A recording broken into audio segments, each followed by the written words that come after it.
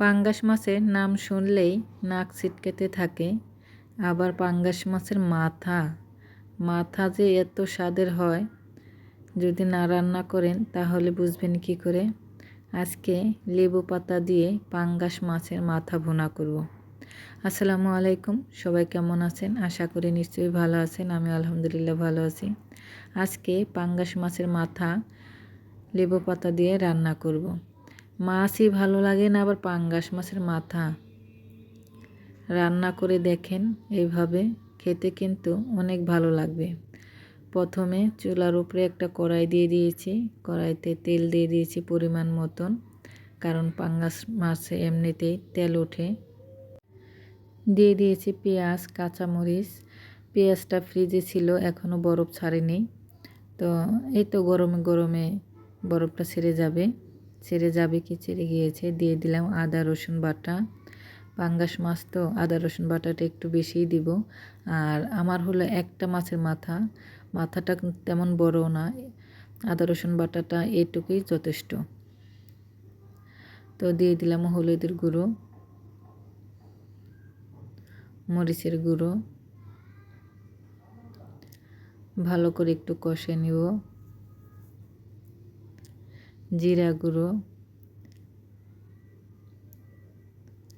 স্বাদ মতন লবণ,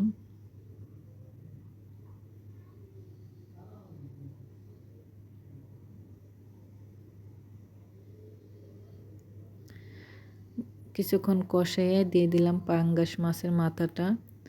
আর হলো যে মাছের মাথার সামনে থুতনা, এই আর কি।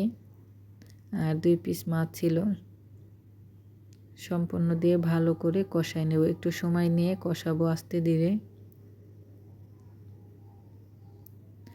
তো আমার এই ভিডিওটি কাছে ও দূরে যে যেখান থেকে দেখতেছেন তাদের অসংখ্য ধন্যবাদ।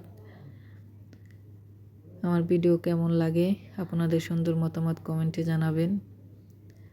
লাইক করবেন, শেয়ার করবেন। আমার ফেসবুক পেজটা সবাই ফলো দেবেন। আর ইউটিউব চ্যানেলটা যারা দেখতেছেন, আমার ইউটিউব চ্যানেলটা সবাই সাবস্ক্রাইব করবেন। তো আমি ঢাকনা দিয়ে ঢেকে দিয়েছিলাম।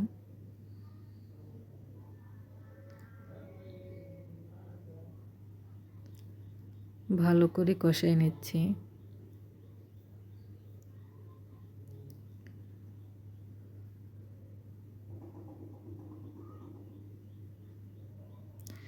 দিয়ে দিচ্ছি টমেটো দিয়ে আবারও কিছুক্ষণ কষাই নেব। আমি কিন্তু পানি দিই নেই, খুবই অল্প পরিমাণ একটু পানি দিয়েছিলাম। আর মাছে থেকেই পানিটা উঠে গেছে। চুলার আঁচটা লো হিটে দিয়ে ঢাকনা দিয়ে ঢেকে আস্তে আস্তে কষাই নিচ্ছি।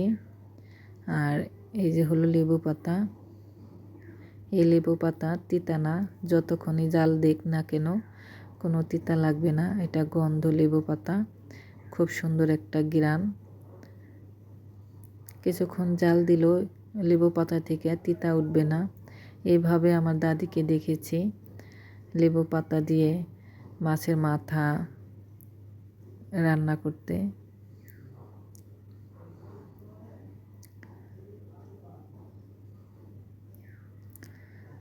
আমি সামান্য পরিমাণ একটু পানি দিয়েছিলাম।